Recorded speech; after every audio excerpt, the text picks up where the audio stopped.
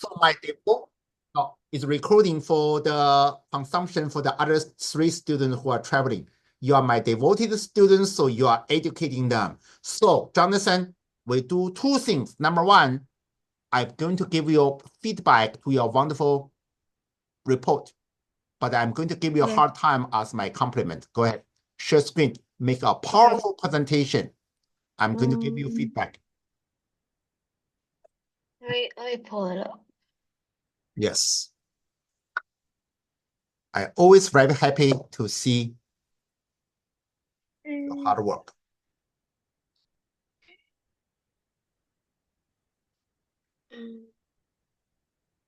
There we go.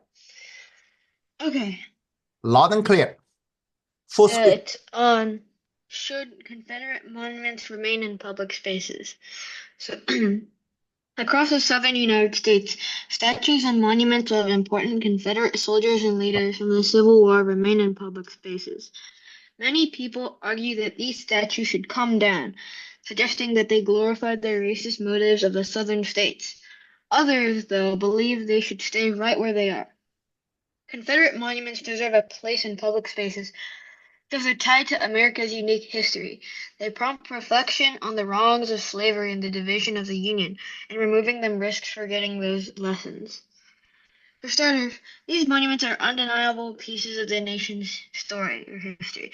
The Civil War was a watershed that reshaped America, and it wasn't just about slavery. It was about states' rights, cultural differences, and the South's economic survival. People in the South back then felt their way of life was under attack. And these statues capture that moment, flaws and all.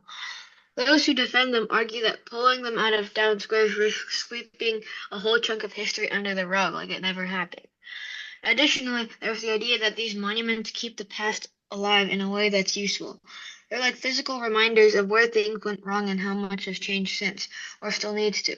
Supporters believe that if every statue tied to a mistake gets torn down, it's easier to forget what people fought for and against. They see the monuments as a conversation starter, something to point and talk about slavery, war, racism, progress. Without them somewhere, those discussions might fade, and so might the lessons. Now, plenty of people, especially Black Americans, say that these statues are offensive, and that's a perspective that shouldn't be ignored. They acknowledge the discomfort, but suggest a different fix. Instead of hauling the monuments away, add more context. A plaque or sign could tell the unfiltered story, good, bad, and ugly, so anyone passing by gets the full picture. History is supposed to be tough to look at. It's brutal and bloody what humans will do to each other, and hiding it doesn't help anyone move forward. On top of that, for a lot of folks, especially in the South, these monuments aren't about waving a flag for hate. They're about family and roots. Some have ancestors who fought in the war, and they see the statues as a nod to their courage, even if the cause isn't perfect. To them, it's about pride in where they're from, not division. For example, Robert E. Lee, he never really supported slavery, but his unrequited loyalty to his state of Virginia made him fight in the war. Those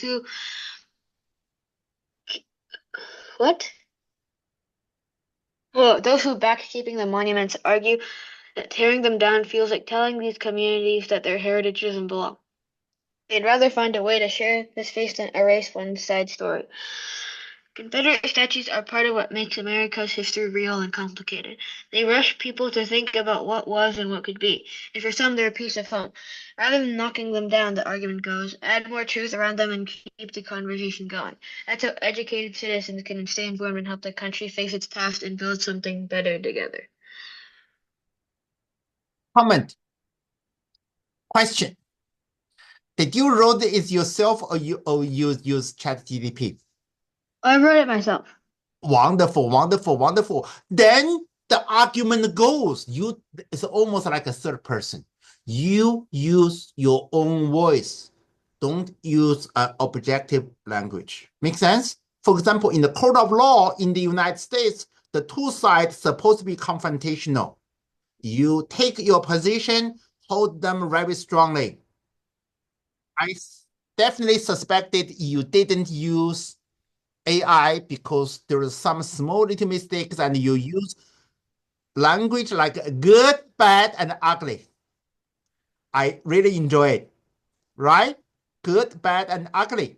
Then you need to talk about the good and bad, the bad side of what Confederate monument not reflecting objectively history. They didn't do that. And why the Confederacy can be so oppressive to the Black people, even talk about after the abolition of slavery, there is still Black code, right? It's during the time when KKK was a flourish and the Black code was practiced, these Confederate monuments was set up all over the South. But then even with this information, with so much injustice, we don't want to destroy history, right? So we need to propose both sides of the story. So good job, good job. Congratulations. So today we are going to study one very important topic, which is poetry and American history. Congratulations, you did a wonderful presentation. Okay, and the more you present, the more you practice, the more powerful you're going to be. Luke Zhang, do you have any presentation today? Yes or no? 6-7. Do you have a presentation? No. Then let's keep on working on. I'm sending you this wonderful information today. That's what we are going to study. A push period 6 and period 7. We are going to do it very fast. Industrialization and economic transformation. Luke Zhang, I asked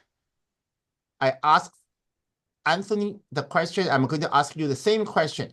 Tell me anything you know about Standard Oil Company or any oil company in Houston or all over the United States. Name me one and tell me why they are so important. Go.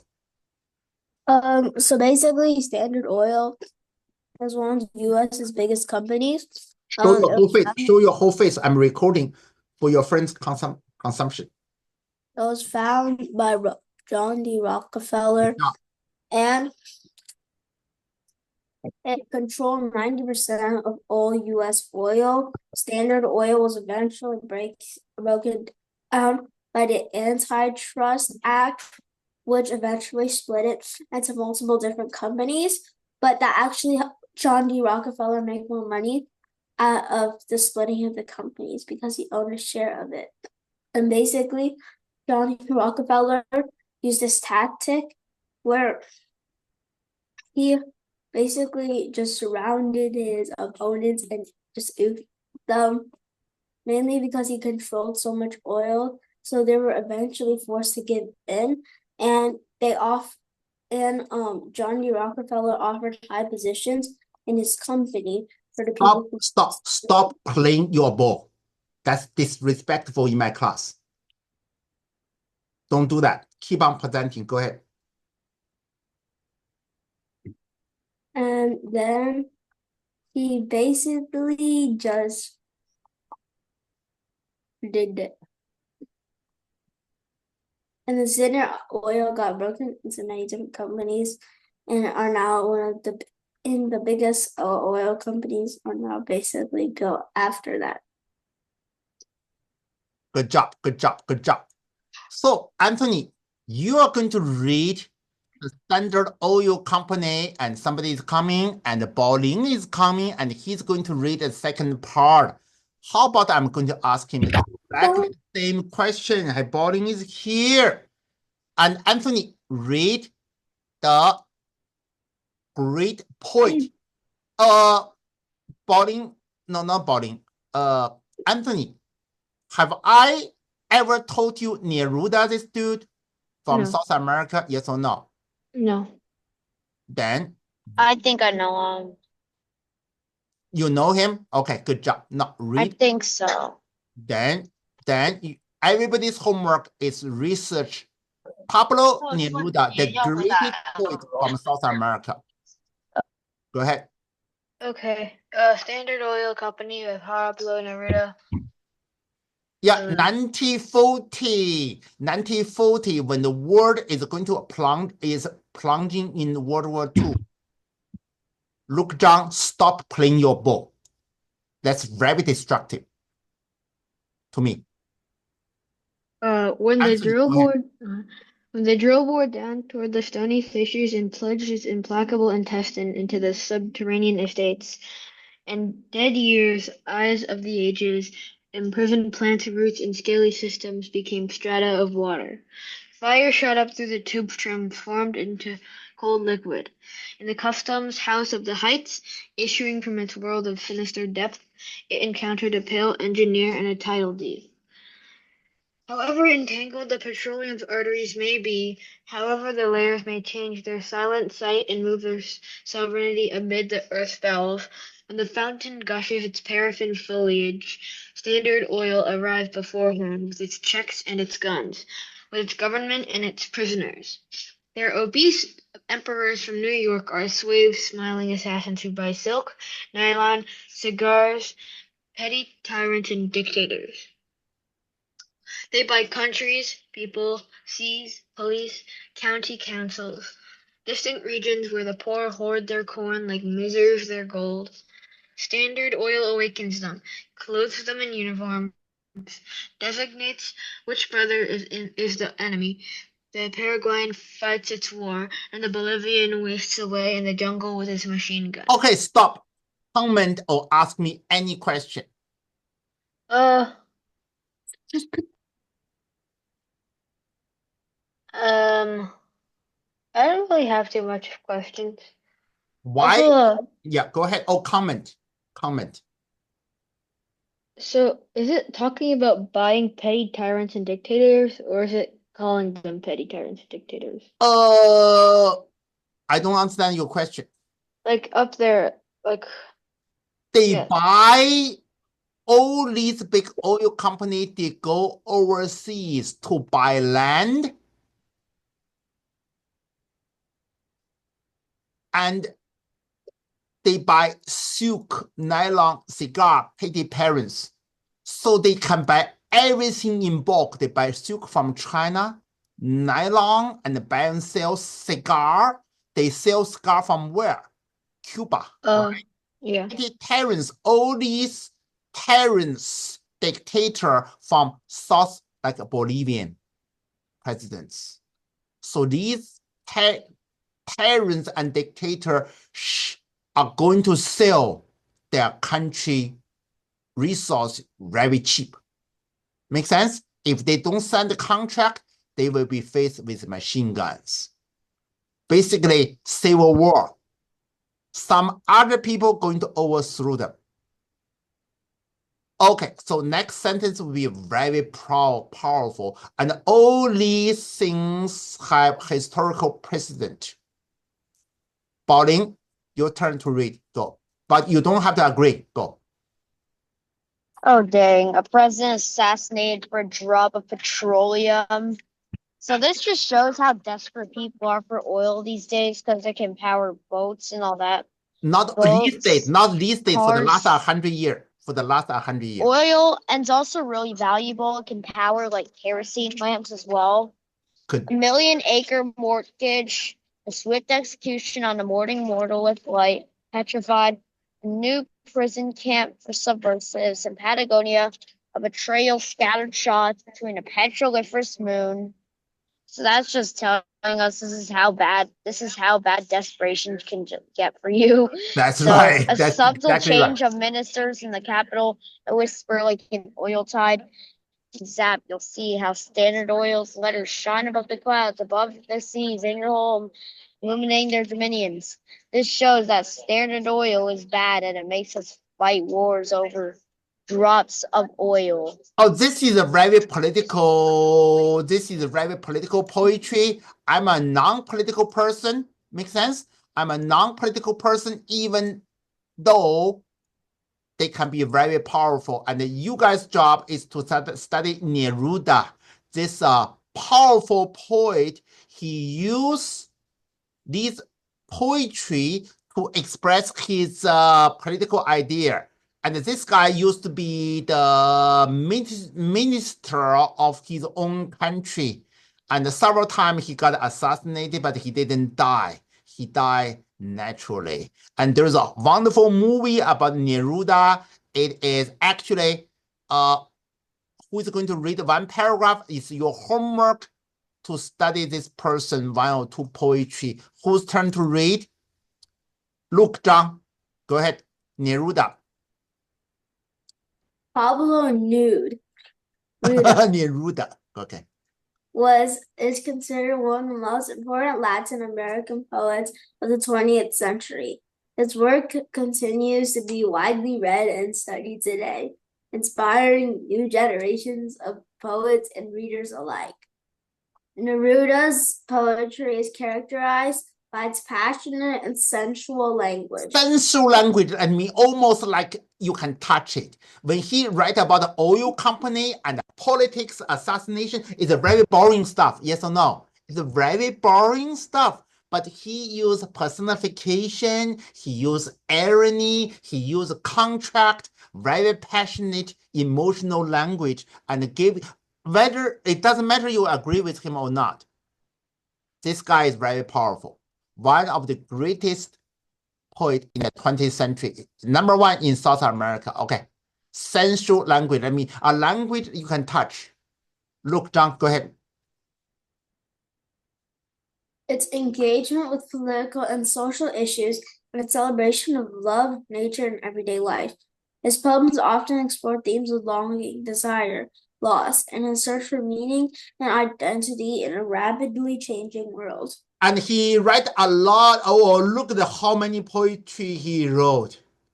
A lot of them is about emotion, right? Tonight, I can write the saddest line, of course, by leaving his girlfriend or someone. I'm not going to teach that. You will know that in the future. But today we talk about his poetry on political science. Now, you guys are going to read, and we're talking about AP US history period 6, 1865 to 1995. And look down, you read the 10 paragraph and 10 concepts, and anyone you don't know, you ask me. Okay, go ahead, very fast. Second Industrial Revolution, vertical integration, horizontal integration, trusts, monopolies, Monopolies. Okay. social Darwinism, gospel of wealth, capitalism, industry, robber barons, Andrew Carnegie, Johnny Rockefeller, J.P. Morgan, the Summer Process, Transcontinental Railroad, Cornelius Vanderbilt. Ask me one question. Look down. Like you don't know. What is La Sears Fair? Wow, I told you last time, maybe you missed that. It's a French word, guys. Write it down. I think Pauline, can you teach your friend? License Fair was like pretty lax capitalism. I kind of remember this. I read the textbook, but I forgot. I think it was like chill capitalism. Yeah, like as long as you don't market, no government intervention in capitalism. Yeah. Don't bother us. We are making money. We are too busy, right? We are busy. Okay, I ask you guys to study this rich captain of the industry. Anthony, which one you choose? Which one you know something? I don't really know too much Your about any of homework this. is to research one of them. Vanderbilt. How Vanderbilt family make money? Vanderbilt, isn't that He's the a college, right? college? It's Wait, a can college. I study Astor? Can I study John Jacob Astor? He's the richest man in the world during his time. Yeah. Can I do him? So Vanderbilt Yay. is a university. Of course, it's a university. But before it's a university, why is Vanderbilt so famous? Anthony, you know the university, but you better know where they get the money to invest in the university. Anthony, loud and clear, go. The Vanderbilt family's fame stems primarily from their significant wealth and influence amassed through the shipping and railroad empires. particularly by Cornelius Vanderbilt, who became known as a Commodore. Their immense wealth led to the construction of grand mansions and summer cottages, showcasing their lavish lifestyle and contributing to their public image as American aristocrats. Additionally, the family's philanthropy, including contributions to Vanderbilt Oh, by the way, University, Vanderbilt University have a very good medical program. Keep on going. cemented their legacy and further solidified their fame. Go ahead. One more. Go. Here's a more detailed look at why the Vanderbilts are so famous. Cornelius Vanderbilt's shrewd business acumen and investments in shipping and railroads made him one of the richest Americans in the 19th century.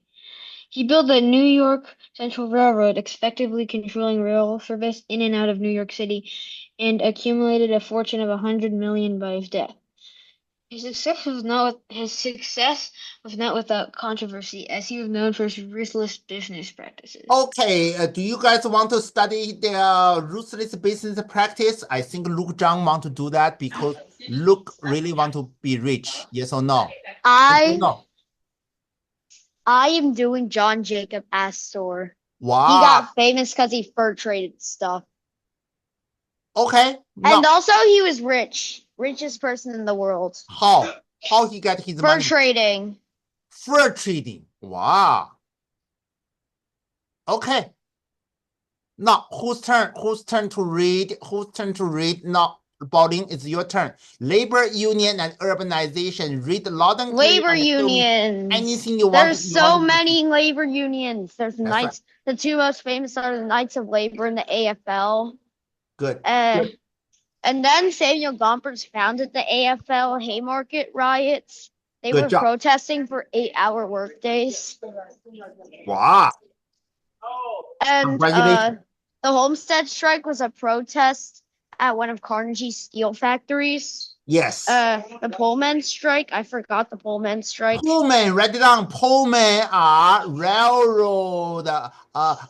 If you code Pullman, people think it's engine. Pullman engine. Pullman strikes. No, read loud and Railroad. clear. No, read loud and clear for me. Go. All right. Major labor conflict that involved factory workers at the Pullman Palace Car Company in Chicago later expanded into a national railroad strike and boycott.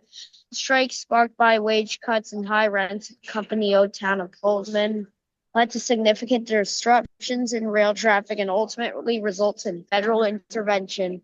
So guys, look at it. When you talk about Pullman, you think about the Pullman engine.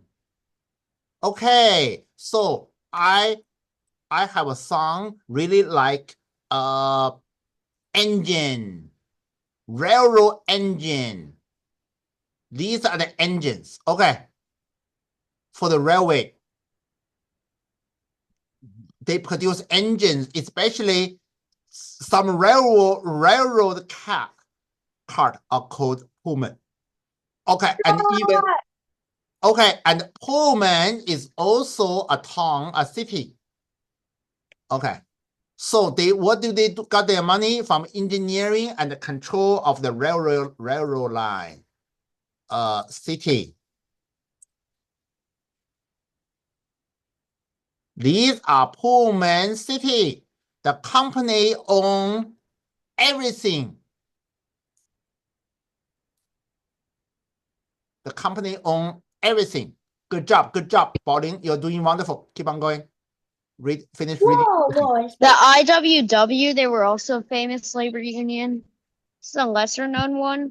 Company towns like Pullman, they were owned by companies and they were used to like work and stuff. Urbanization, people just moved to cities where the factories are. Tenement housing, I think because of like low wages and all that stuff. No. Tenement hall is our political corruption. No, you said, oh, wait, I thought you said tenement. You said tenement houses, so I was confused. Yeah, no.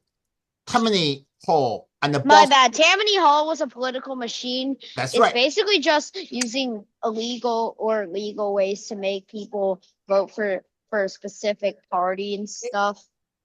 Tammany Hall is the most famous one. It was owned by Boss Tweed, but it got Good job. shut down by Tilden. So Good yeah. job. Good job. Good job. Question: are they Republican or Democrat? Probably Republican because You are wrong. They are Democrats. They were Democrat Party. So they belong to. If I'm wrong, I will be punished. Party affiliation. You're probably right. Democrat. Oh yeah, I'm right again because I teach them for a living. So I'm supposed to be right, but sometimes I'm wrong. Whose turn? Whose turn? Jonathan. No. There's no Jonathan here. Anthony. Jonathan abandoned me. Okay, go. Who is that? Boss Tweed? No, Anthony, you start from the west. Tweed owned and- Tammany Hall. Start from here. Homestead Act, Dawes Act, Assimilation. Do you know anything about Homestead Act? They gave out free land. They gave out Free free land. land to the white people, the poor white people. Free Keep on land going. to people that settled west. That's right. Okay. Exactly. And then there's the Dawes Act. I also don't know. Dawes. Then you read, go. And you need to remember that. Go. The Dawes Act, formerly the General Allotment Act, was an 1887 law that authorized the See, US they have government. to break up Native American tribal land. And then gave the land to the individual. And do you think the Native Americans have a good sense of money? Yes or no? No. No. So people will come Nope. to use alcohol, right? To use food, clothes to buy their land, and they will sell them. Make sense? Alcoholism was very bad. Keep on going. So they break up the tribal land. If the whole tribe own the land, they have the power, the brain power to hold it.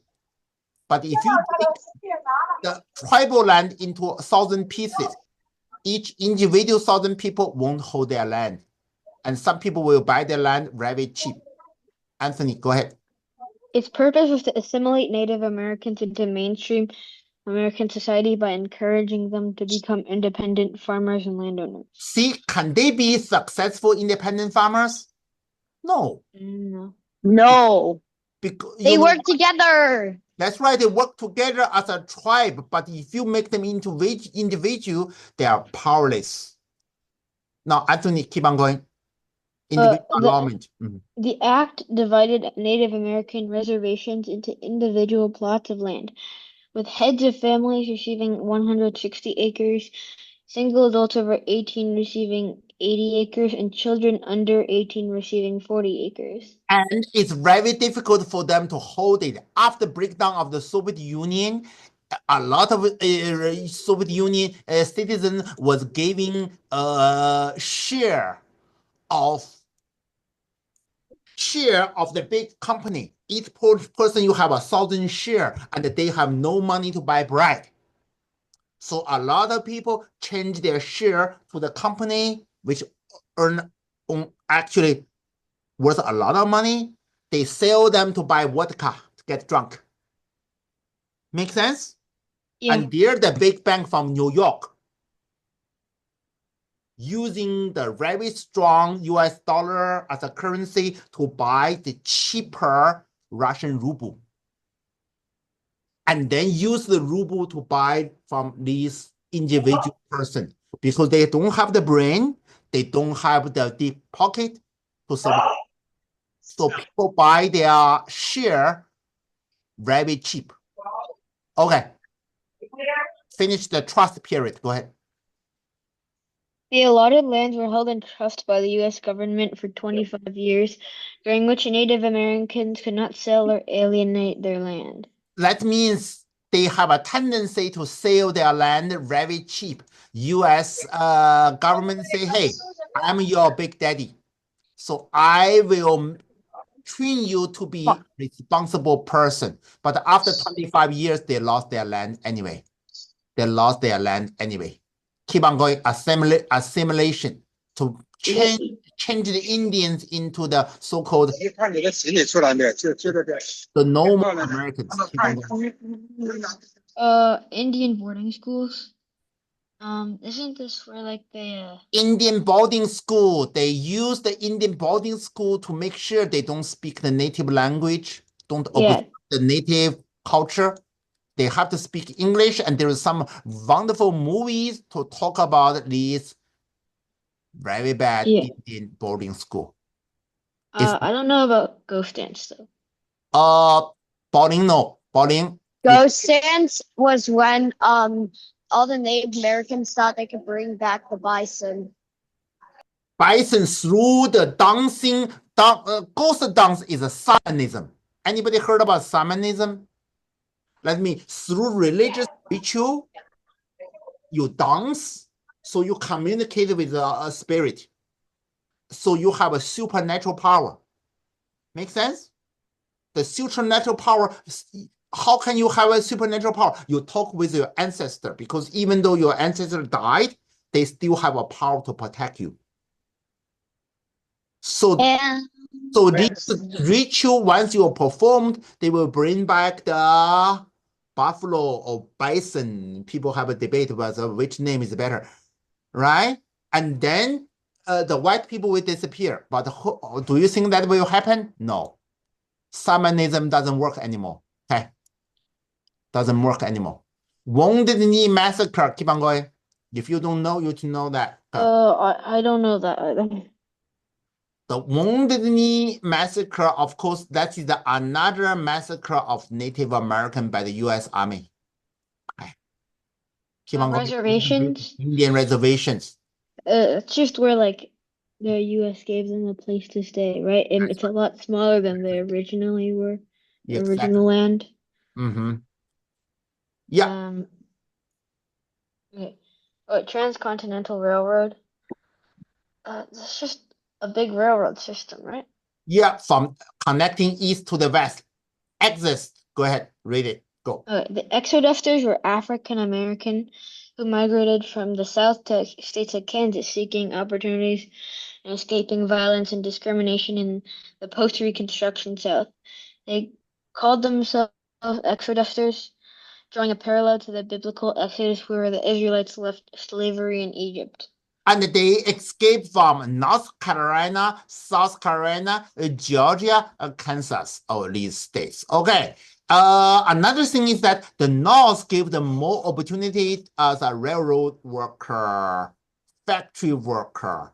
So they have a motivation, the migration to Kansas, settled in Kansas. Where do they come from? They came from the deep south. Okay. They came from the deep south. So who's the next person? Immigration and nativism. Luke Zhang, go ahead. New Inventors, Older Goods, Ellis Island, Chinese Inclusion Act, 1882, Nativism, American Protective Association, Settlement Houses, Jade Adams, Full House. Ask me one question. You at least there is one of them you What don't. is the whole house? I cannot hear you. Can you speak? What is the whole house? I think it is a reform house, the halfway house, how to treat the people who come back. James Adams is also a very controversial person. People think he's a good person because she devoted all her life and her riches into. Look down, read, and let me explain. I traveled to Chicago, but yeah, several times. It's a beautiful city with a lot of contrast. There is a lot of rich and poor story in Chicago. And there is a wonderful poetry called Chicago. And you guys have to read it. Okay, Chicago. Look down, go ahead.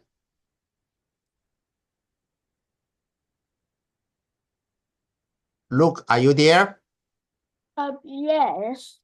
And read. That house was a settlement house in Chicago, Illinois. That was co-founded by Jim Adams and Ellen Gate Star.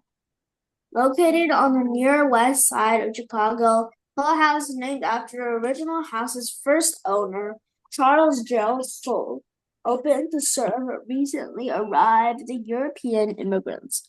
By 1911, Hull House had expanded to 13 buildings. In 1912, the Hull House complex was completed with the addition of the summer camp, the Bowen Country Club. With its innovative social, educational, and autistic programs, Hull House became the standard bearer for the movement. By 1920, it grew to approximately 500 settlement houses nationally. So they trying to make these new European immigrant into America. Oh wow, these right now they are very rich area. This is a very rich area right now. Okay. For the construction of the University of Illinois, Chicago. Wow. So, yeah, I visit this area. There's this area near the Trump Tower, I think. Okay. So, it's used to be not very rich area, but right now they become a very rich area. Good job, good job. Political reform. We need to study this art. So I think who is very good at this?